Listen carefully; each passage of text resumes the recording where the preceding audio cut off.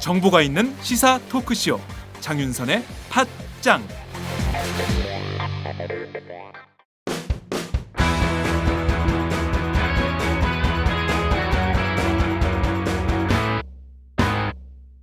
색깔 있는 인터뷰.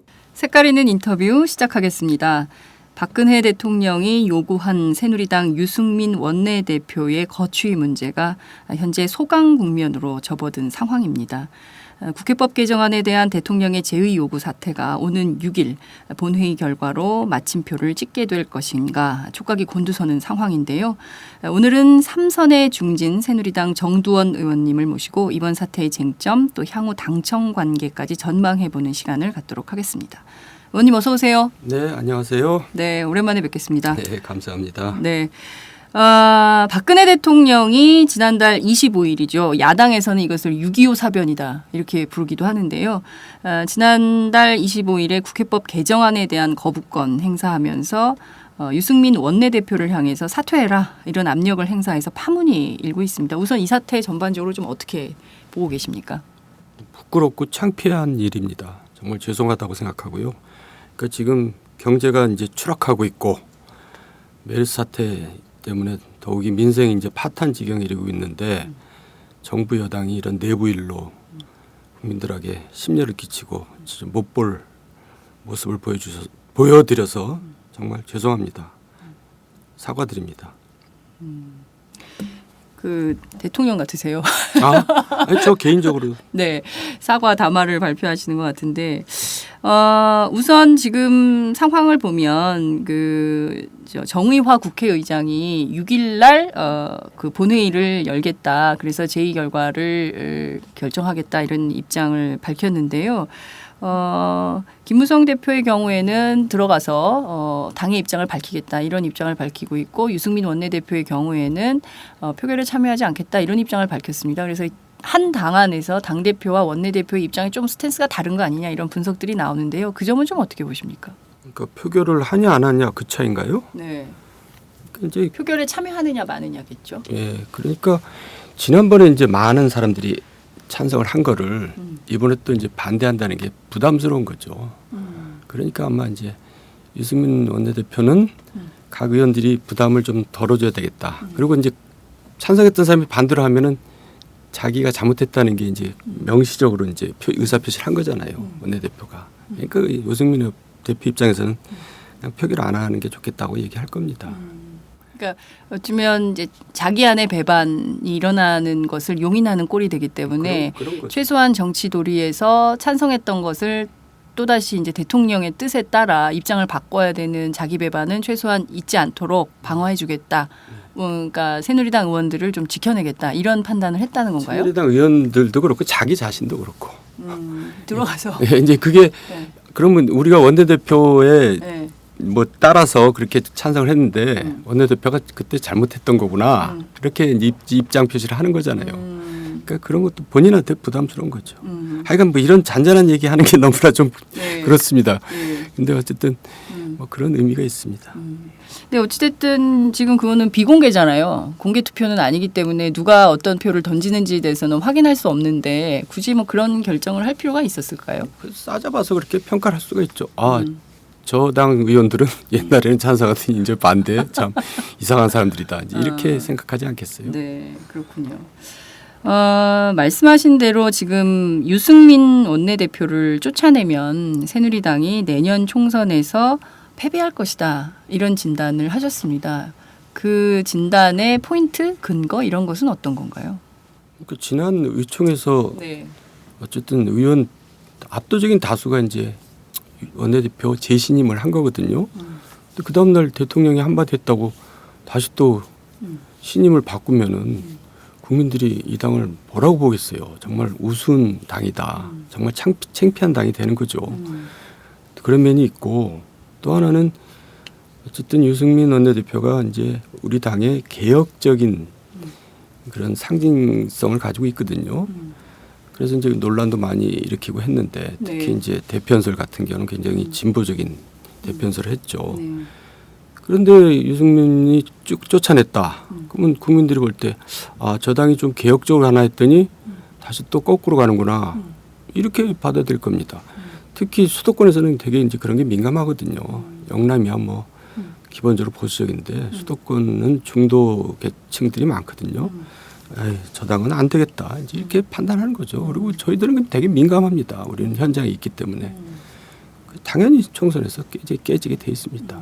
그러니까 이를테면 영남이야 뭐 이러나 저러나 새누리당 찍겠지만 수도권의 경우에는 새누리당이 이번에 보여주는 행태 때문에 표심을 바꿀 것이다. 결과적으로 내년 총선에서 새누리당이 전멸할 가능성도 있다. 이렇게 보시는 겁니까? 그러니까 이제 야당에서 벌어진 일이랑 비슷한 일이 벌어지고 있는 겁니다. 야당에서 이제 친노 패권 때문에 저렇게 갈등을 겪고 있잖아요. 네. 그러니까 이제 소위 친노들이 우리는 뭐 집권 안 해도 좋고 뭐 선거에서 안 이겨도 좋다. 우리만 당권 가지고 있으면 된다. 이렇다는 거 아닙니까? 지금 이제 그런 꼴이 돼가는 거죠. 영남 다, 예, 뭐 이제 뭐 그런 형국이 돼가고 있는 겁니다. 양쪽 다. 그래서 오늘 조선일보 사설도 이제 그 비박과 친박과 친노가 그럼 갈라쓰고 나머지 중간에서 다 모여서 당을 하나 만들어서 하는 게 더 맞지 않느냐. 이제 그런 얘기도 그래서 나오는 것 같아요. 말씀하신 대로 지금 보면 유승민 원내대표의 지역구인 대구 동구 같은 경우에 저희가 이제 현장 취재를 기자들이 가봤는데요. 대구 민심은 그렇다는 거예요. 조롱박을 키워놨더니 어디서 대박을 감히 그러냐. 대통령 말을 들어야지. 이런 민심이 굉장히 강하다는 거예요. 그래서 우리 기자 취재에 따르면 7대3 정도로 유승민이 그만둬야 된다. 이런 그 인식이 굉장히 팽배하다는 겁니다. 이런 건 좀 어떻게 보십니까? 제가 본 여론조사 결과는 반반으로 나왔던데. 아니 CBS 그 대구 경북 지역 전체는 그런데요. 아 전체가. 네. 예. 그러니까 그게 이제 소위 TK 정서겠죠. 그러니까 우리가 그래서 좀 전에 말씀드렸잖아요. 친노 패권, 영남 TK 패권, 뭐 이제 그런 거죠. 우리 정치의 고질적인 병폐라고 할 수 있죠. 그러면 어떻게 보자면은 이 그 새누리당의 경우에는 영남 TK 패권 문제가 이번에 아주 본격적으로 제기됐다. 영남 패권 문제를 이참에 아예 한번 세게 한번 지적을 해서 논의하는 공간의 장으로 삼아야 된다. 이렇게 보는 의원님들은 없으신가요? 저는 이번 사태의 본질이 거기 있다고 보고요. 영남 패권에. 네, 그래서 이번 사태가 어차피 그게 이제 가려져 있지만 엄연히 있었던 이제 사실이거든요. 문제거든요. 이제 네. 그게 드러났다는 게 저는 굉장히 중요한 의미가 있다고 생각합니다. 그런 게 제대로 정리돼야지 우리 정치가 이제 정상화되고 진일보하지. 지금처럼 그 지역 감정에 기반한 양당 구도, 그것도 이제 친노 패권 대 영남 TK 패권 이렇게 정치가 굴러가면은 영원히 이런 상태로 가지 절대 좋아질 수가 없습니다. 그런데 이번에 드러난 김에 한번 새누리당이 정말 작심을 하고 한번 붙어서 영남 패권 정치가 옳으냐에 대해서 논쟁을 좀 해야 되는데 당은 좀 이것을 김무성 대표는 좀 봉합하는 양상으로 가는 것 같은데 인터뷰도 응하지 말라고 그러고. 저는 결국 논쟁이 벌어질 거라고 생각합니다. 논쟁이요? 이제 시작이 된 거죠. 근데 실제 당 안에서 그런 논쟁이 좀 진행이 되고 있나요? 지금 저하고 이렇게 인터뷰하는 얘기하고 있잖아요. 이 자체가. 예, 이런 게 되게 중요한 인터뷰입니다. 그래서 네. 이를테면 의원님 같은 경우에는 이번 기회에 당이 좀 새롭게 태어나려면 아까 말씀하신 대로 개혁적 상징성을 갖고 계신 의원님들이 좀 선두에 나서서 이 당을 어떻게 바꿀 것인지에 대해서 보다 본질적인 논쟁을 촉발하는 이런 게 좀 필요하지 않을까요? 그래서 저는 이제 갈림길에 서 있다는 거죠. 우리 새누리당이 여권이 꼴통 보수로 되돌아가느냐 아니면 개혁 보수로 앞으로 나가느냐 그 갈림길에 서 있다고 봅니다. 그래서 이제 유승민 대표가 쫓겨나면 사실 그게 이제 되돌아가는 거고요. 그렇지 않으면 이제 저 당은 좀 앞으로 나갈 가능성이 있겠구나 이렇게 국민들이 평가할 겁니다. 자, 그러면 여기서 제일 중요한 포인트가 유승민 원내대표의 거취 문제인데요. 언론들은 유승민 원내대표가 이번 일을 계기로 해서 사실상 그 국회법 개정안 문제가 마무리되면 6월 임시국회와 함께 동시에 떠나지 않겠냐, 그만둘 것이다라는 전망을 하고 있는데요. 그 점은 좀 어떻게 그러니까 저는 이제 전망은 기자들이 하는 거고 네. 저는 전망 같은 건 뭐 하고 싶지도 않고 또 제가 뭐 잘 모르겠어요. 네. 저는 제 할 도리를 하는 거죠. 그러니까 저는 유승민 개인을 지키는 게 아니고요. 네. 이제 우리 새누리당 또 민주주의를 지킨다는 생각으로 지금 이렇게 나와 있는 거고요. 다시 한 말씀드리지만 이제 새누리당이 정말 개혁 보수로 가야 되겠다. 그런 의미에서 유승민을 지키는 겁니다. 그리고 유승민이 그만두느냐 뭐 하느냐는 개인의 문제이기 때문에 그건 개인이 판단할 문제라고 생각합니다.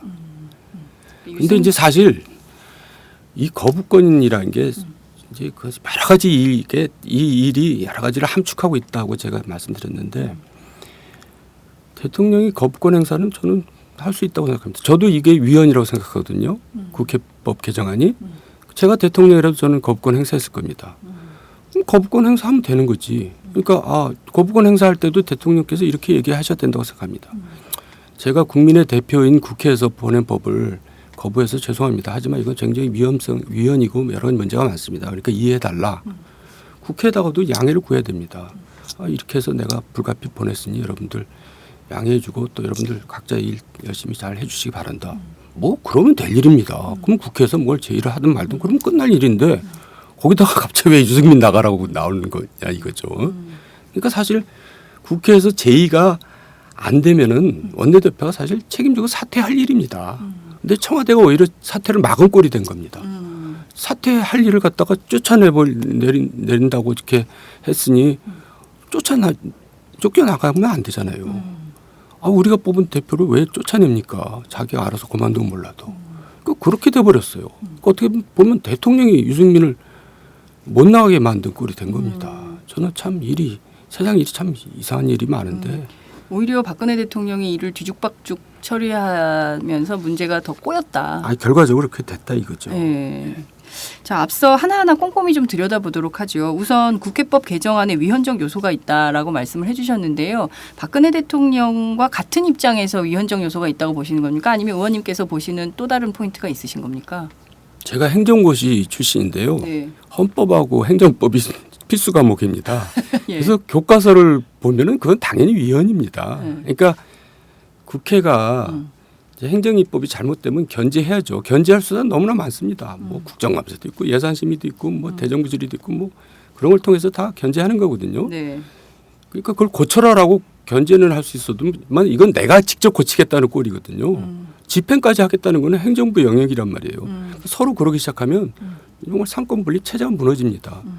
법원에서 이제 이를테면은 형법을 국회에서 통과시켰는데 형량을 법원에서 정하지 않습니까? 네. 근데 형량이 마음에 안 들다고 국회에서 그 형량 그거 다시 바꿔서 갖고 와. 이런 거랑 마찬가지입니다. 그렇게 되면 이 뭐 질서가 없어지죠. 그래서 이제 위헌이고요. 네. 또 강제성이 있냐 없냐 하는데 강제성이 없다고 그러면서 위헌이 아니라고 그럽니다. 그런데 이걸 만든 구체적인 입법자들이 야당 의원들이 강제성이 있다는 거 아니에요. 그 해석 여지가 없죠. 우리 네. 강제성이 있다고 그러는데 입법자들이. 그러니까 그럼 당연히 위헌이죠.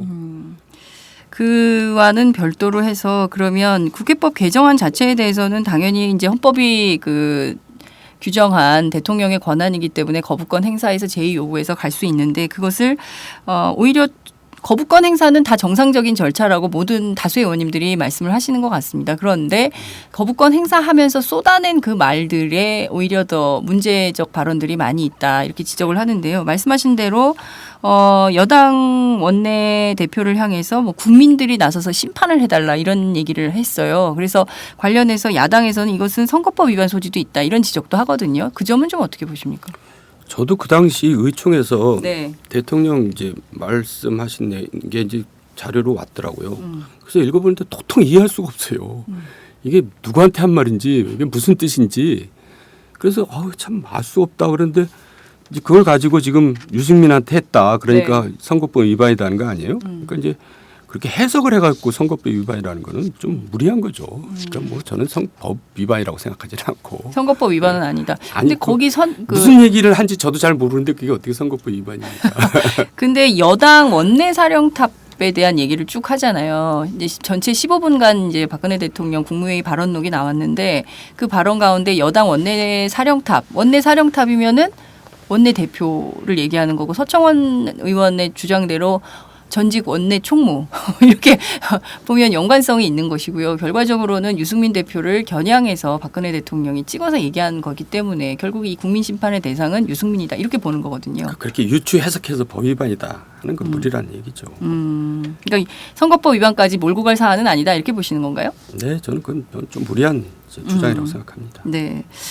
지난번에 저희 팟짱 출연하셔서 우리가 군정종식은 했는데 왕정종식을 제대로 못했다. 그래서 지금 민주주의가 이렇게 엇박자가 나고 있다. 이렇게 비판을 하신 적이 있으십니다.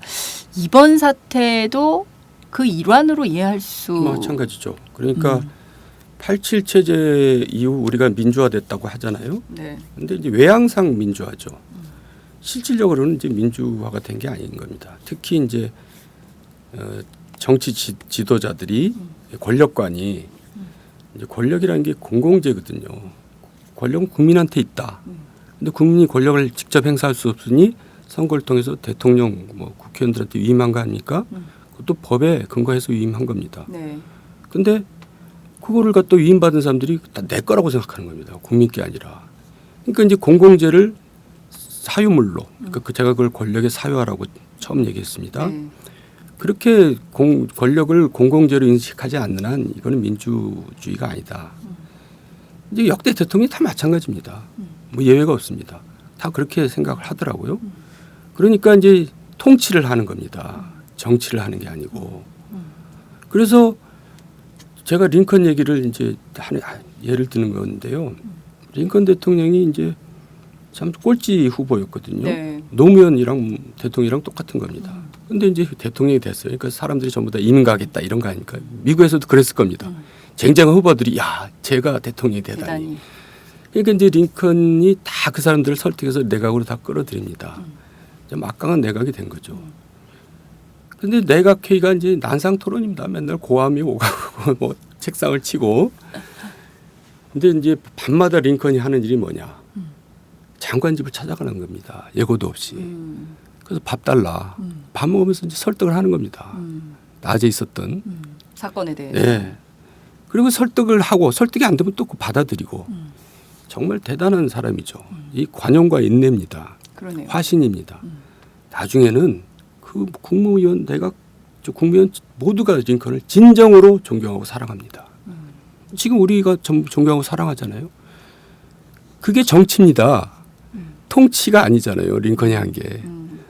우리는 대통령들이 언제 원내대표, 야당 원내대표, 여당 원내대표 불러서 밥 먹으면서 설득하고 그런 적이 없잖아요. 그러니까 전부 대통령들이 통치하는 겁니다. 그러니까 왕조 시대의 잔재죠. 그림자죠.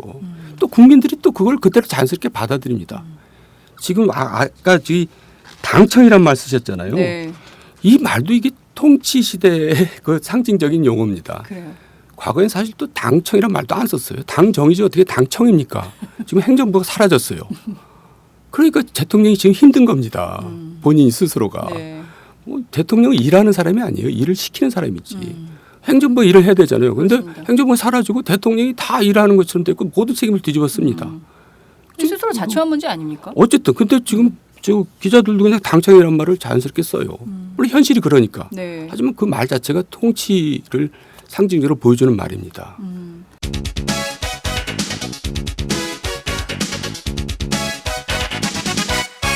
장윤선의 팟짱.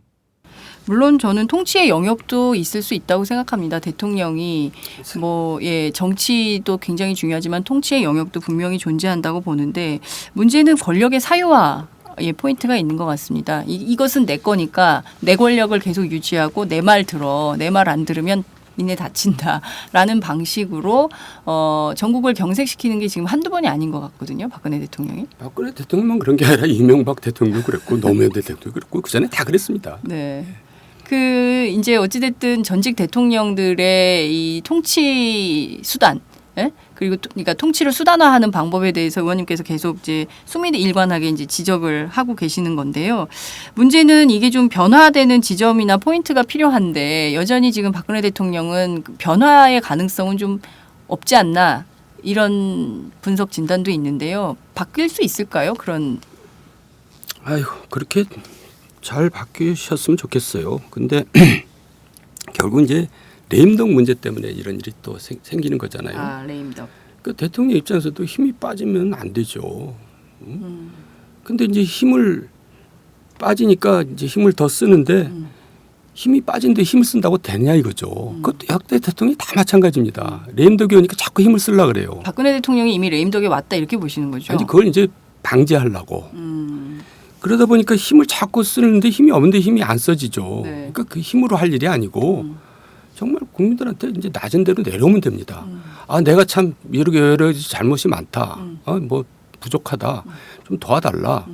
이렇게 해서 국민들로 하여금 아우 정말 우리 대통령 도와드려야겠다. 이렇게 해서 지지를 다시 끌어모아야지 힘으로 끌어모으는 건 안 되거든요. 근데 역대 대통령이 다 똑같이 하더라고요. 안 되는 걸 보면서도. 왜 그럴까요? 이명박 대통령 안 됐거든요. 네. 이명박 대통령이 결정적으로 레임덕이 걸린 게 네. 세종시 수정안이 좌절되면서 레임덕이 온 겁니다. 네. 그때 수정안을 좌절시킨 분이 박근혜 대통령이잖아요. 그렇죠. 지금 돌아보니까 그때 이제 모든 권력이 박근혜 의원한테 다 갔더라고요. 레임덕이 된 겁니다. 갖고 이명박 대통령이 뭐 힘을 막 썼거든요. 근데 안 되잖아요. 그 전도 마찬가지고 똑같은 겁니다. 그러니까 막 그 야단을 치고 뭐 이렇게 해서 될 일은 아니고 정말 초심으로 돌아와서 나 좀 도와달라 힘들다. 이렇게 하면 저는 국민들이 얼마든지 지지를 보낼 거라고 생각합니다. 그러면 지금 박근혜 대통령 임기가 2년 반 딱 돌아가는 시점인데요. 이를테면 지금 박근혜 대통령이 레임덕을 막기 위해서 이렇게 화를 내고 호통치고 야단을 하고 힘을 쓰고 그런다고 봐야 되는 거죠. 뭐 크게 보면 그런 거 아니겠어요? 그러면 이미 그 앞서 지적하신 대로 이명박 대통령이 세종시 수정안 때 보니까 이미 권력이 바뀌었더라 이렇게 말씀하신 것처럼 이미 그러면 지금도 새누리당 안에서 권력의 추가 바뀌고 있는 거 아닙니까? 뭐 지금 왔다 갔다 하고 있죠. 그러니까 이제 국회의원들이 머리가 아픕니다. 지금? 예, 그래서 지금 어디를 봐야 되나 지금 다들 그러죠. 뭐, 어디로 줄을 서야 되나 이런 생각하시는 뭐 거예요? 너무 적나라하게 뭐 얘기할 건 없고요. 그건 뭐 새누리당뿐만 아니라 뭐 야당은 다 하겠죠. 그렇겠죠. 예. 예. 근데 그게 정치 현실이고 그 사람들이 잘못됐다는 얘기가 아닙니다. 왜냐하면 다 목줄을 공천권으로 쥐고 있거든요. 그러니까 그거는 공천권이 사실 국회의원들의 이제 뭐 생명줄이잖아요. 네. 그러니까 국회의원은 국민들이 뽑는 게 아닙니다. 공천권자가 뽑습니다. 우리나라는. 우리가 다 착각하고 있어요. 국회의원을 국민이 뽑는 줄 알고. 국회의원이 국민이 뽑았으면 국회의원들이 저렇게 안 합니다. 아주 소신을 가지고 하죠. 국민 눈치를 보면서. 그런데 국회의원은 공천권자가 뽑는 겁니다. 자, 알다시피 우리나라는 양당 구조잖아요. 그것도 지역 감정에 기반한 양당 구도입니다. 그래서 공천만 받으면 영원하면 다 당선되잖아요. 그렇죠. 중부권도 공천 받으면 80% 표는 자동으로 옵니다. 그러니까 어느 당 공천 받으면 외국가 선거 기간 중에 외국가 있어갖고 끝날 때 와더라도 80% 정도는 80% 정도 와 있습니다. 그러니까 국민이 뽑는 게 아니에요. 그러니까 국회의원이 누구 눈치를 보겠어요. 국민 눈치 보는 게 아니라 공천권자 눈치 봅니다. 그러니까 지금 국회의원이 아니라 누굴 갖다 놔도 다 똑같이 그 구조 속에 들어가면 똑같이 됩니다. 저 국회의원들 저거 X다 그러면서 맨날 바꿔라 그러잖아요. 실제로 바꿉니다. 50%씩 바꿔요. 선거 때마다. 맞아요. 근데 달라지지 않잖아요. 그럼 이제 우리가 그거 알아야죠. 아, 사람이 문제가 아니라 구조가 문제구나. 누가 들어가도 마찬가지겠구나. 지금 그런 구조 속에 있기 때문에 다 눈치 볼 수밖에 없는 겁니다. 그 사람들 개개인을 저는 욕할 수 없다고 봐요. 맞습니다. 의원님께서 말씀하신 대로 사람은 계속 교체가 돼요. 물갈이.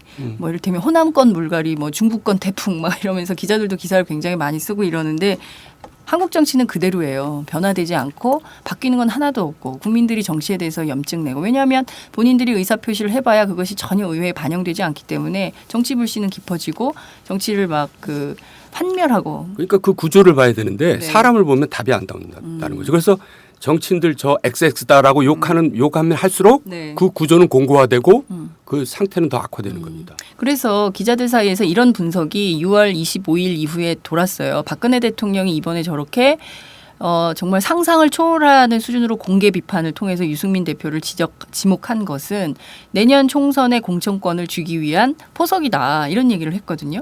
그렇게 구체적으로 공천권까지 나가면은 뭐 저도 별로 그렇게 뭐 좋은 얘기가 아니기 때문에 거기에 대해서는 뭐라고 얘기 안 하겠습니다. 근데 어쨌든 그게 크게 보면 다 레임덕이죠. 대통령이 사실은 자기 권한을 제대로 행사를 해야 되는데 네. 권한이 빠지면 나라도 깝깝할 겁니다. 근데 그거를 다시 권한을 확보하는 방법이 권위주의를 해서는 답이 안 나오고 권위를 다시 찾아야 되는데 그 권위는 겸손, 내려감 뭐 이런 거에서 나오는 거지 힘으로 나오는 건 아닌 거죠. 박근혜 대통령이 링컨을 좀 읽었으면 좋겠다는 생각이 갑자기 좀 드는데요. 책이 너무 두꺼워요. 한 800페이지 돼서 네. 저도 그 감옥에 있었기 때문에 읽었지. 그거 읽기 힘든 책입니다.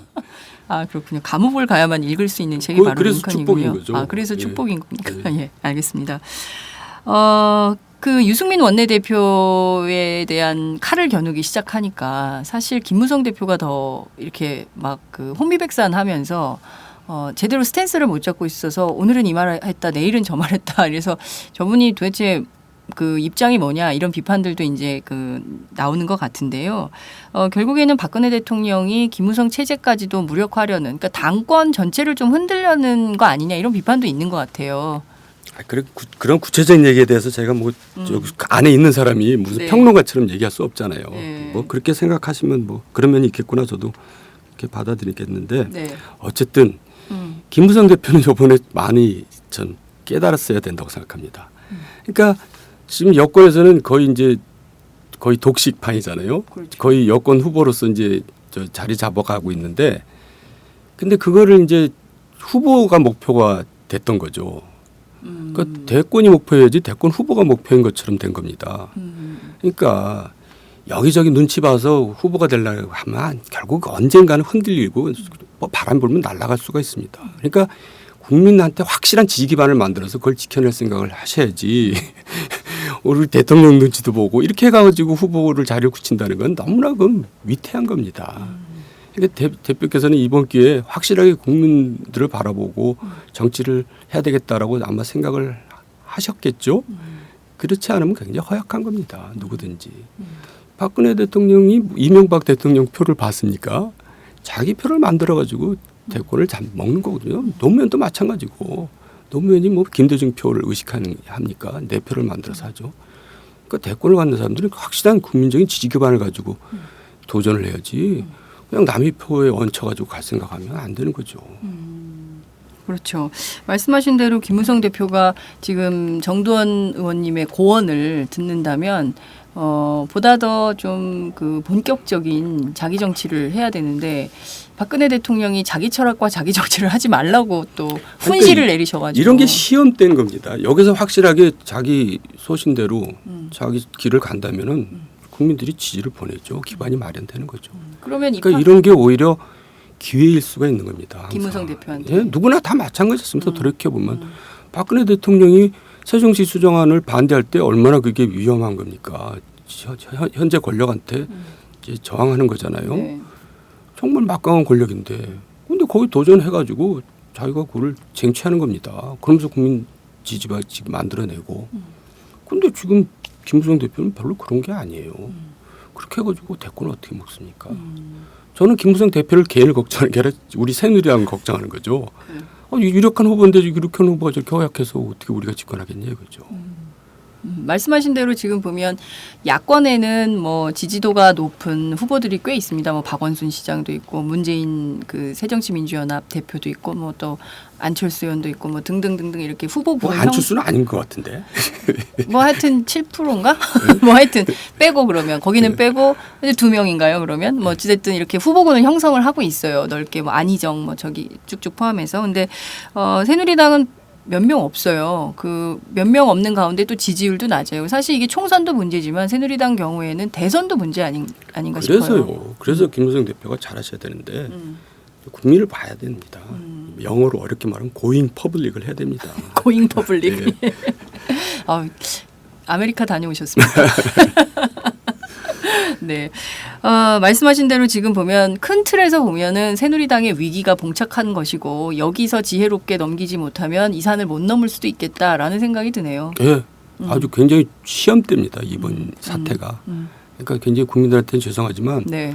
이럴 때 이제 방향을 잘 잡아가지고 가면은 우리가 또 새롭게 태어날 수가 있는 거죠. 앞서 지적하신 문제로 좀 다시 한번 들어가 보도록 하겠습니다. 그 영남 패권의 문제인데요. 과연 새누리당이 지난 역사를 볼 때 이 영남 패권을 극복할 배짱이나 힘이 있냐, 그거를 이겨내고 버텨낼 뭐 좀 파워가 있냐, 이런 거에 대해서 늘 회의적이거든요. 정치부 기자들은. 그러니까 패권이라는 게 그게 이제 망하는 길이라는 거죠. 왜냐하면 다 끌어안고 가야지 그 패권을 네. 지키는 거지. 패권만 지키려고 그러면 패권을 못 지킵니다. 그렇잖아요. 그러니까 수도권 다 배려하면서 네. 다 몫을 주면서 가야지 그 패권 유지가 되지.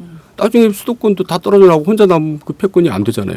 지금 친노가 그렇게 가고 있는데 지금 우리도 그렇게 간다는 겁니다. 그래서 제가 이렇게 나선 겁니다. 그렇게 가면 안 된다. 당신들이야 국회의원 또 되겠지만 그래가지고 어떻게 우리가 집권하겠느냐. 우리가 어떻게 총선에 이기겠느냐. 같이 가야지. 전체가 같이 가야지. 그러니까 우리가 더 개혁적으로 가야 되고 우리가 너무 대통령이 잘못되면 우리가 대통령 그러시면 안 됩니다 해야지. 무조건 따라가면 안 된다. 제가 그렇게 얘기하는 겁니다. 네. 말씀하신 대로 새누리당의 개혁적 상징성이 있는 분들이 계십니다. 뭐 진영 장관의 경우에도 지금 의원으로 다시 복귀를 하셨지만 국민들이 보기에 그 사실 굉장히 좀 새누리당 내부에서 보기 어려웠던 그러니까 본인의 입장을 가지고 충돌하다 결국에는 이제 그만둔 뭐 이런 케이스기도 한데요. 이런 분들의 목소리가 점점 줄어들어요. 그러니까 과거에는 그래도 이렇게 성명도 내고 좀 그 이명박 정부 때도 이 정부가 정말 잘못하고 있다고 할 때는 의원님께서 성명을 주도하시기도 하셨지만 55인 성명을 그러니까 뭐 그런 것들이 있었는데 이번에는 그런 게 별로 안 보여요. 물론 이제 재선 의원이 21명이었다가 그것도 한 명 지워가지고 20명으로 해서 성명 내고 끝. 그리고 뭐 굉장히 소극적 대응을 하고 있거든요. 이런 당의 현실에 대해서는 의원님 좀 삼선의 중진으로서 어떻게 좀 평가를 하십니까? 잘못된 거죠. 그러니까 저는 그게 다 지난 총선 공천에서 다 비롯됐다고 보는 겁니다. 그러니까 공천이 너무나 일방적으로 해버렸어요. 그래서 제가 그 공천 과정에 기자회견을 했거든요. 네. 물론 저는 이제 뭐 공천이 뭐 거의 확실시되지만 확정된 다음에 나가면 또 비겁하다는 얘기 들까 봐 제가 중간에 나갔습니다. 그래서 이런 식으로 공천하면은 안 된다. 일방적으로. 과거에 이명박 때도 다 친박 고려해서 강창희 무장 다 그 공심위에 포함시켜서 친박 배려도 하고 그런데도 배려 안 했다고 뭐 무슨 팽당했다고 그런 거 아닙니까? 근데 그때는 그냥 완전히 일방적으로 공천을 하더라고요. 그래서 이렇게 공천하면은 19대 국회는 완벽하게 거수기 국회가 되고 그렇게 일방적으로 국정 운영하면 오히려 그게 잘 될 것 같지만 그게 스스로 다 분매랑이 돼서 돌아와서 허약해진다. 제가 그런 취지로 얘기를 했습니다. 그렇게 되고 있잖아요. 근데 어쨌든 그렇게 되고 있잖아요. 근데 어쨌든 공천 과정에서 의원들이 아주 소위 말해서 속된 말로 학을 띈 겁니다. 그래서 야 정말 공천 저 잘못하면 이거 안 되겠구나.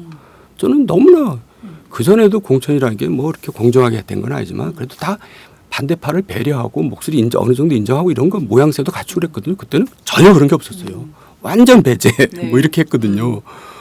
그러면 그게 힘이 있을 것 같지만 그게 허약한 겁니다. 그래서 그 후에 연전연패하고 있잖아요. 네. 당내에서. 그렇지만 어쨌든 그 과정에서 의원들은 아주 그냥 기가 질린 겁니다. 공천에서. 그러니까 거의 옛날 뭐 권위주의 시절 공천처럼 해버린 거죠. 지금 상황이 그렇게 돌아가고. 근데 그래서 김무성 대표가 그걸 네. 자기도 그 공천에서 탈락했잖아요. 맞아요. 그래서 이제 오픈 프라임을 하겠다. 그런 네. 명분도 이제 좋고 네. 김무성 대표가 오픈 프라임을 하겠다는 건 저는 방향은 당연히 맞고 저도 그렇게 해야 된다고 네. 합니다. 근데 또 의도가 있죠.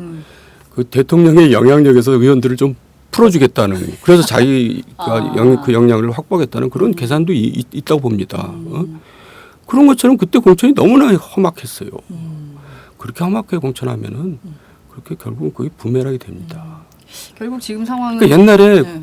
권위주의 정부 시절에도 뭐 총리를 임명하면 호남 사람 시키고 이런 배려 그게 최소한도 정치의 그 정도거든요. 뭐 정도? 금도 정치적 도의거든요. 그걸 안 지키면 뭐 당장 편한 것 같지만 정말 본인이 불편해집니다. 우리는 그걸 알아야 돼요. 저 개인적으로도 마찬가지입니다. 저도 뭐 국회의원 데리고 조금 뭐 보좌관 데리고 있지만 네. 제가 일방적으로 하면 결국 그 폐해는 다 저한테 돌아옵니다. 그러니까 딴소리도 하게 놔두고 그래야지. 네. 저 나만 따라 그러면 내가 어디로 가는지도 모르고 가버립니다. 보도자진들이 그러면 안 된다. 뭐 듣긴 싫지만 진짜 그런가 보다. 뭐 그러고 방향도 다시 생각해보고 그래야지 내가 건강해지는 거 아닙니까? 그렇죠. 네. 네. 아니, 그러니까 일개 회사에서 팀 안에서 그 후배들이 문제 제기를 하면 팀장이 그거를 받아서 수렴을 해서 교정을 해야 되겠구나. 뭐 이런 생각들을 하는데 저희 청와대 출입 기자한테 물어봤더니 박근혜 대통령을 한 번도 본 적이 없대요. 기자들이. 그리고 이제 춘추관에 거의 안 온다는 거예요. 그러니까 소통의 문을 닫아버리고 사실 수석비서관 회의는 하시지만 그 밖에 다른 회의들은 뭐 이렇게 국무회의도 제 시간에 잘 안 열린다는 거 아닙니까? 그래서 일각에서는 대통령이 늦잠이 너무 많은 거 아니야? 뭐 이런 얘기도 좀 나오고 지금 이 있는데. 자리에서 너무 대통령 흉보는 거예요. 저도 싫고요. 네, 응? 여하튼 네. 제가 얘기하고 싶은 것은 이겁니다. 말씀하신 대로 링컨의 정신처럼 그리고 포용과 화합의 정치를 해서 원래 100% 대한민국을 만들겠다고 하셨잖아요. 근데 그렇게 가야 지금 이 고언을 듣고 그렇게 가야 방향 수정을 해야 한국의 비전이 좀 생기는 거 아닙니까? 그건 뭐 대통령뿐만 아니라 누구나 마찬가지입니다. 뭐 신문사도 마찬가지고요. 네. 그러니까 우리가 소통하면서 소통이란 말을 정확하게 의미를 몰라요. 저도 생각해 보니까 소통이 이런 거더라고요. 소통은 말하는 게 아니라 듣는 거다. 듣는 것도 나와 다른 의견을 듣는 게 소통이에요. 그게 소통이에요. 뭐 소통이 뭡니까? 근데 그런 의미의 소통을 진정한 의미의 소통을 안 하고 있잖아요. 이 오마이뉴스는 그렇게 합니까? 오마이뉴스는 그렇게 하죠. 아, 뭐 그럼 네. 훌륭하고요. 그래서 저도 사실 나도 은근 되게 권위적인 면이 많아요. 내 스스로 생각해도. 그러니까 다른 얘기하고 막 반대 얘기하고 그러면 기분 나쁘고 싫어요. 근데 그거 막 싫지만 들어야지. 그렇지 않으면 내가 이상하게 된 적도 많거든요. 네.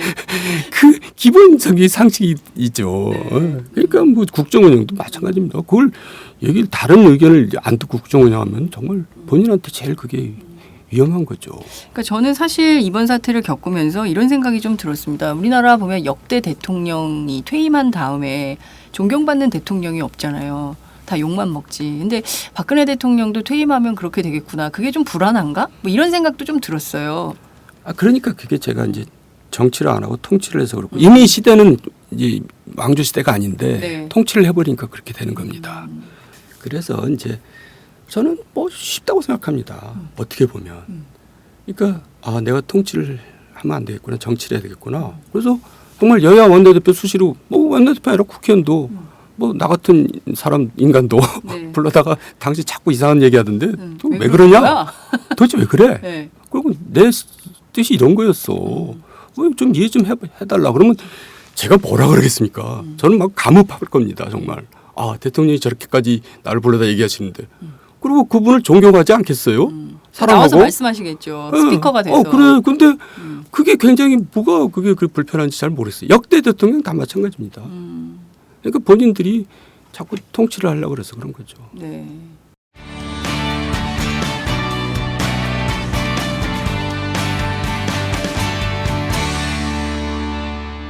여러분은 지금 오마이뉴스 장윤선 기자가 진행하는 팟캐스트 팟짱을 듣고 계십니다.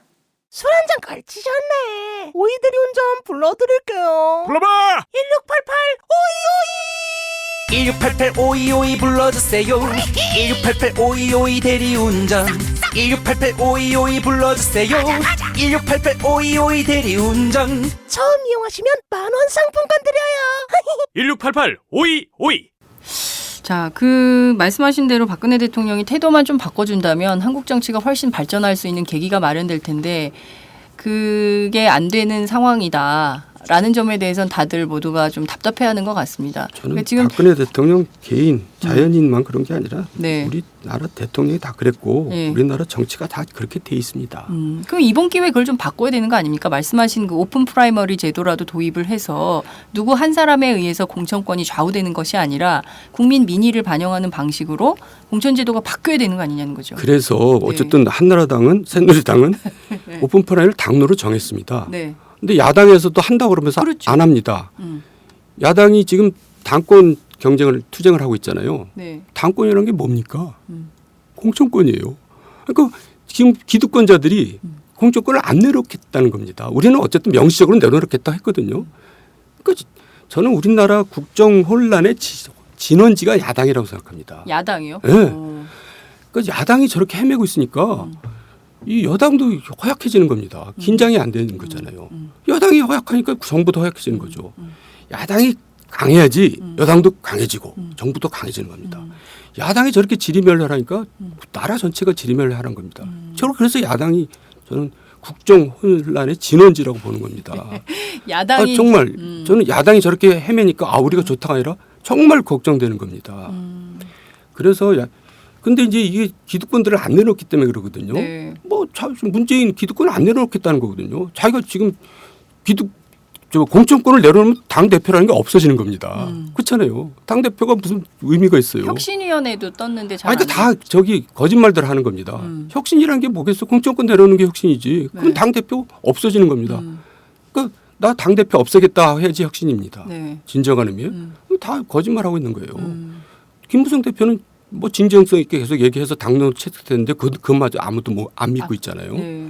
그 어쨌든 기득권을 내려놔야 되는데 기득권을 세상에 내려놓는 거 봤습니까? 못 봤어요. 역사상에 네. 의원님은 내려놓게 만들어야죠. 제가 아까 안철수 좀 이렇게 폄하하는 것처럼 얘기했는데 저도 기대를 많이 했기 때문에 그런 실망이 들어서 얘기하는 겁니다. 안철수 씨가 네. 그때 그런 힘이 있었어요. 정말 국민들이 얼마나 여러 같은 지지를 안철수 보냈습니까? 현상이 있었죠. 그러면 그런 기득권을 다 없앨 수 있는 힘이 있었어요. 자, 공천권 다 개혁하자. 또 양당제 이거 다 중도선거구제로 바꿔서 하자. 중도선거구 못 바꿉니다. 왜냐하면 영원한 기득권자들이 다수인데 그걸 불편한 걸 하겠어요? 안 하죠. 또 공천권도 지금 야당 기득권자들이 안 내려놓잖아요. 네. 안철수 씨가 그 당시 그런 힘이 있었어요. 그거 다 국회법 개정하고 선거법 개정하고 정치자금법 개정하면서 다 바꿔낼 힘이 있었어요. 근데 그런 건 안 하고 결국 기득권 구조 속에 들어와 버렸잖아요. 그거 국민도 실망시키고 자기도 망한 겁니다. 제가 그래 실망해서 아까 그렇게 얘기한 건데요. 네. 그러니까 그거는 기득권을 스스로 내려놓는 건 기대하는 건 그건 컬럼니스트들이나 하는 얘기고 네. 컬럼니스트들이 좀 하나마나한 얘기 하잖아요. 기득권을 내려놔야 된다. 네. 다 알죠. 누가 내려놓습니까? 내려놓게 만들어야죠. 그 국민들이 해야 되는데 국민들이 직접 하면 그게 무슨 혁명이야. 혁명이 난리잖아요. 네. 그런 일이 벌어서는 안 되고 그걸 누가 대변해 줘야 되는데 그 당시에 안철수가 그런 거를 대변할 수 있는 역할이 있었고 힘이 있었다는 거죠. 제2의 안철수가 지금 없지 않습니까? 네. 그러면 그 대체 인물이 없으면 대체 세력이라도 나와야 되는 겁니다. 그래서 오늘 조선일보 사설에서 그런 걸 쓴 거죠. 이런 식으로 갈 거면 영남 패권, 신노 이게 갈라치고 나머지 연대에서 한번 제대로 해봐라. 그러면 새로운 정당을 차라리 만드는 게 낫겠다 이런 생각 아니, 하시는 이제 겁니까? 그런 이제 오죽하면 조선일보에서까지 그렇게 사설을 쓰겠어요. 왜냐하면 지금 정치권이 지리멸렬하니까. 국민의 입장에서도 정말 답답하지만 국민도 어쩔 도리가 없습니다. 왜냐하면 선거 때 바꾸려고 그러는데 답안지에 보기가 둘입니다. 이거 바꿀 수가 없잖아요. 아니, 셋입니다. 정의당도 있습니다. 그 정의당 열심히 잘해줬으면 좋겠어요, 저는. 근데 그 정의당이 이제 몫은 있지만 그 국민들이 그걸 뭐 집권할 정도로 지지할 수는 없잖아요. 어쨌든 그래서 네. 지금 이런 양당 구도, 이런 체제 이거 가지고는 답이 안 나온다는 거죠. 네. 그래서 이제 참 국민들이 답답해하고요. 근데 그걸 국회의원 개개인들한테 욕만 해가지고는 해결이 안 될 뿐더러 상황이 더 악화됩니다. 왜냐하면 기득권자들만 더 공고화됩니다. 국회의원들 계속 욕하면서 자체 기득권자들의 그 구조적인 것만 네. 강화시키는 거거든요. 그러니까 우리가 그 구조를 바꿀 생각을 해야 되는 거죠. 말씀하신 대로 정말 구조 변화는 한국 정치에 정말 그 필수 불가결한 상황인 것 같습니다. 제가 얘기한 김에 정리를 다시 예. 해보면 구조 변화의 핵심이 이겁니다. 네. 공천권 제도 바꿔야 되고 또 저 선거제도 소선거구에서 중대선거구로 바꿔야 됩니다. 굉장히 어렵습니다. 국민들이 이게 무슨 말인지 잘 몰라요. 네. 뭐 당연히 모르죠. 네. 그런데 그렇게 해야지만 양당 구도가 깨집니다. 지금 소선거구제는 양당 구도를 지켜주는 제도거든요. 네. 중대선거구로 바꿔야 되는데 그 선거법을 개정해야 됩니다. 네. 국회에서 개정해야 되는데 여야 기득권자들이 다수인데 영원하면 다수인데 안 내놓으려는 네. 바꿀 수가 없잖아요. 정의당 심상정 대표가 제일 강조하는 게 바로 지금 말씀하신 두 가지입니다. 공천제도 개혁하고 선거제도 개혁인데요. 전 사실 정의당 의원님하고 그 인터뷰하는 것 같은 착각이 좀 들었어요. 이 두 가지를 굉장히 중요한 포인트로 그 잡고 있거든요. 그분이 진보정당도. 중요하게 포인트를 잡고 있는 건 그게 핵심이기 때문에 그런 네. 겁니다. 우리가 이제 핵심을 이제 얘기를 다 누가 진리라는 게 하나지 뭐 둘이겠습니까? 그런데 지금은 말씀하신 것처럼 영호남 기득권 양당 구조가 고착화된 상황입니다. 영남 패권, 호남 패권 실제로 존재하는 것이고요. 그것이 정말 한국 민주주의 역사 내내 뿌리 깊게 이어온 것인데 이거를 어떻게 하면 혁파하고 바꿀 수 있을까요? 그러니까 제도로 바꿔야 되는데 다 이 결정은 의회에서 하는 거 아닙니까? 국회에서 이 결정 선거법 개정도 국회에서 해야 되는 거고 공천제도 혁신도 국회에서 해야 되는 겁니다. 그러니까 이제 뭐 구치 수치로 따지면 이렇습니다. 네. 지금 이제 뭐 여야를 지지하는 게 대강 30이라면 네. 중간에 한 30이 있습니다. 있죠. 예. 그 30을 대변하는 게 옛날에 안철수입니다. 제2의 안철수가 없잖아요. 그러니까 이제 우리가 뭐 제2 안철수를 뭐 반기문. 네? 하여간 저는 이제 그 다음 얘기는 저도 현실 정치를 하는 사람이기 때문에 네. 뭐 이제 더 이상 얘기를 안 하겠습니다. 네. 말씀하신 대로 정말 지금 그 국민들도 답답하지만 정치인들, 현업 정치인들도 정치 현장에서 때로는 좀 비굴해져야 될 때도 있고 때로는 또 비겁하게 물러서야 될 때도 있고 정말 이거 내가 제대로 한번 해보고 싶은데 어찌됐든 힘의 권력 관계에서 내가 할 수 없게 돼서 좌절하는 경우도 있고 이러는 것 같습니다. 저도 이제 그런 것들을 많이 옆에서 보기도 하고 그랬는데요.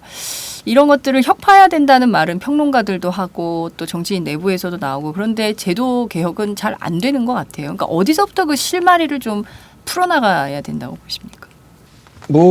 그러니까 이제 이렇게 생각하고 저같이 생각하고 저같이 얘기하는 사람들이 사실 많습니다. 여당뿐만 아니라 야당에서도. 네. 근데 이제 그래서 과거에 여러 가지 시도들이 있었는데 다 번번이 깨졌거든요. 그게 이제 선거에서 안 되는 거죠. 그러니까 지역 감정 구도, 지역 구도를 못 깨는 거죠. 근데 사실 지역 구도라는 게 뭡니까? 그게 국민이잖아요. 네.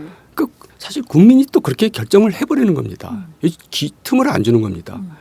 그러니까 사실 뭐 이런 얘기하면 또 뻔한 얘기한다 그러지만 뭐 정치나 국민이나 같이 가는 거죠. 그 국민 정치가 그걸 깰 수 없으면 국민들이 깨줘야 되는데 선거 때는 국민들이 또 그렇게 선택을 하잖아요. 그러니까 이제 선거 혁명이 일어나야 되겠죠. 그 나라의 정치는 그 나라 정치의 수준은 그 나라 국민들이 결정한다. 너무나 당연한 얘기입니다. 라는 말처럼 그 명제의 진리에서 벗어나지 못하는 한국 정치의 수준 상황이 아닌가 이런 생각이 좀 드는데요. 오늘 굉장히 좀 깊은 얘기를 했습니다. 사실은 이제 현안 유승민 대표의 사퇴 문제 현안을 가지고 시작했지만 결과적으로는 굉장히 한국 정치 큰 판에서의 변화가 필요하다 이런 예고까지도 해주셨는데요. 지금 보면 야당 내부에도 좀 분당의 조짐이 있습니다. 이를테면 뭐 4개의 계파가 찢어져서 분당 논의를 하고 있다 이런 이제 얘기를 박지원 전 원내대표가 라디오 인터뷰에서도 얘기도 하고 했는데요. 새누리당의 경우에도 좀 그럴 가능성도 있습니까? 친박 비박이 쪼개지는 가능성? 그러니까 제가 안에 있는 사람이 거기에 대해서 네. 뭐라고 얘기하는 건 되게 적절하지 않고요. 부적절한가요? 네, 적절하지 않죠. 네. 그러니까 지금까지 제 얘기에서 다 뭐 어느 정도 뭐 제가 밝힌 것 같고요. 네. 어쨌든 지금 이 상태로는 우리 정치는 사실 답이 안 나오는 겁니다. 그러니까 뭔가 이제 구조적으로 바뀌어야 되고 정당들도 바뀌어야 되고 그런 거죠. 그런데 지금 상황처럼 박근혜 대통령이 사실 지금은 박 대통령 마음대로 안 되고 있는 상황 아닙니까? 국회가. 그런 상황인데 이 상황에서 한 발 더 나가서 박근혜 대통령의 독주가 계속 이어진다면 어떤 방식의 저항이 좀 당내에서 있을 거라고 예상하십니까? 아니 그러니까 이제 국민들의 네. 다수에 맞추면은 마음대로 안 될 게 없습니다. 그러니까 사실 경제 민주화 한다 그래서 많은 지지를 받아서 대통령이 됐거든요. 별로 경제 민주화 안 되고 있잖아요. 네. 경제 민주화 하자고 지금 유승민 대표 그런 거거든요. 네. 대통령도 경제 민주화 하면은 뭐 다 말을 안 들을 리가 없습니다. 그러니까 그 국민들이 다수가 원하는 방향으로 가면 다 따라오게 돼 있죠. 그게 아니니까 지금 갈등이 생기고 그런 거 아니겠습니까? 지금 아까도 얘기했지만 경제가 정말 어렵고 이럴 땐 서민들이 가장 힘들잖아요. 당연히. 네. 뭐 있는 사람들이야 뭐 먹고 사는데 뭐가 지장이 있겠어요. 서민들은 의식주를 줄여야 되잖아요. 네. 그럼 정부가 뭘 해야 되거든요. 그러니까 이제 경기의 문제가 아니라 구조적인 문제라서 사회 전체가 조정을 해야 되는데 네. 이게 어려운 일이고 시간이 걸리는 일입니다. 그 사이에 서민들이 버텨야 되는데 서민들을 버티게 해줘야 되잖아요. 그러면 소득이 늘어나지 않으면 비용을 줄여줘야 됩니다. 가계 비용을. 네. 이를테면 사교육비 쓸데없는 돈들 쓰고 있잖아요. 그러니까 공교육 제대로 해서 그 돈 안 쓰게 하면은 소득이 가처분 소득이 늘어나는 거거든요. 네. 의료비 정부에서 줄여주면 그 늘어나는 그렇습니다. 거고, 또 주거비 줄여주고, 또 여가비도 줄여주고 이런 일에 지금 나서야 될 때거든요. 대통령이 그런 일에 적극 나서면 국회가 어떻게 거기서 저항을 하겠습니까? 그렇게 해서 가면 되는 겁니다. 그래서 제가 이제 뭐 개인적인 얘기입니다만 여전법이라고 어려운 법인데 이제 신용카드 수수료가 부당하거든요. 네. 이 부당한 신용카드 수수료 이 제도를 바꿔야 된다. 이게 뭔지 슈퍼 갑질을 하거든요. 네. 신용카드 회사가. 원래 갑이 가맹점입니다. 가맹점이 신용카드 회사를 매개 살리잖아요. 네. 근데 의리 슈퍼 갑질을 합니다. 왜 이런 일이 벌어졌을까요? 법이 그렇게 독점적인 지위를 보장해 주기 있기 때문에 그렇습니다. 그러면 그게 가장 전형적인 규제 악법이잖아요. 네. 대통령이 말하는 갈라파고스 규제거든요. 그럼 그거 법을 바꿔야 됩니다. 네. 그래서 시장에다 맡기면 가맹점들이 수수료 낮은 데다가 맡기고 저 하고. 채권 그랬어. 전표를 주면 되잖아요. 네. 그렇게 법을 제가 개정 냈는데 별로 진도가 안 나갑니다. 그런 거 해야 되는 거 아니겠어요? 네. 그래서 뭐 얘기를 해도 별로 이렇게 호응이 없어요. 지금 소상공인 그 진정한 경제 활성화 법안 같은데요. 그러니까요. 네. 근데 이제 여러 가지 이유가 있습니다. 특히 언론에서는 별로 안 다뤄요. 왜 그러겠어요? 어려워서 그런가? 아니 신용카드 신용카드 회사가 회사가 광고를 광고를 얼마나 많이 씁니까? 제가 이 정도면 언론에서 다뤄줄 텐데 안 다뤄줍니다. 뭐 또 국회에서도 여러 가지 뭐 말 못할 이유 때문에 다들 뭐 진도가 잘 안 나갑니다. 그래서 제가 한번 내 혼자서 힘을 한번 해보자. 지금 저는 정규 그때까지 이거 통과시킬 자신 있습니다. 아. 왜냐하면 지지가 병사들이 엄청나거든요. 네. 외식업 중앙회, 요식업 약사회, 약사회. 예. 뭐 저 미용사 협회. 의사협회도 그렇겠어요. 의사협회는 좀 있는 사람들이니까 빼고 이 쭉 병사들이 엄청나게 많습니다. 대군을 그럼 이끌고. 내가 이 대군도 이끌고 내가 저 혼자서 싸우겠다. 저는 자신 있습니다. 네. 그 대통령도 그렇게 하시면 됩니다. 국민들 지지를 얻어갖고 국회가 꼼짝 못하게 만들면 되잖아요. 글쎄요. 발상의 전환을 좀 하시면 오히려 국민들한테 지지받고 박수받는 정치를 할 수 있겠는데 그 발상의 전환을 국민들이 할 게 아니라 박근혜 대통령이 먼저 솔선수범을 해야 되는 상황이다. 이런 생각이 좀 드네요. 저는 어쨌든 여당 네. 의원이거든요. 그러니까 네. 박근혜 대통령 자꾸 흉보고 그런 거 저도 불편합니다. 알겠습니다. 아, 의원님 모시고 50분간 지금 얘기를 했는데요. 옆에서 자꾸 정리를 하라 그래서 끝으로 한 말씀 듣고 마무리하도록 하겠습니다. 네. 아, 저보래요? 네. 다시 한번 사과드리고요. 우리가 이제 민생 때문에 뭐 몰두해야 되는데 이런 내부 일로 국민들께 염려를 끼쳐서 죄송하고 하지만은 이런 과정에서 저희들이 새롭게 태어나면 또 그게 좀 국민들한테 의미가 있는 일일 거라고 생각합니다. 그러니까 국민 여러분들도 그런 의미에서 좀 지켜봐 주시고 또 이게 옳다는 거에 많은 성원과 지지를 해주시길 바라겠습니다. 네, 오늘 말씀 잘 들었습니다. 감사합니다. 네.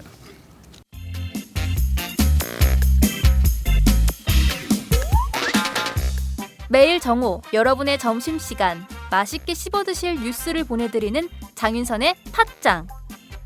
매일나 신선한 뉴스를 맛보고 싶으시다고요? 보수 언론이 대충 훑고 지나간 뉴스 그 이면의 진실을 알고 싶으시다고요? 그렇다면 여러분의 곁에 장윤선의 팟짱이 있습니다. 좋아요와 구독하기로 응원해주세요. 포털사이트 검색창에서 장윤선의 팟짱을 치거나 모바일 앱스토어에서 팟빵 클릭 후 장윤선의 팟짱을 들러주세요.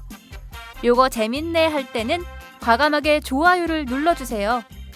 여러분의 꼼꼼한 사랑이 팟짱을 키웁니다. 장윤선의 팟짱 애청자 여러분, 좋아요와 구독하기 꼭 부탁드립니다.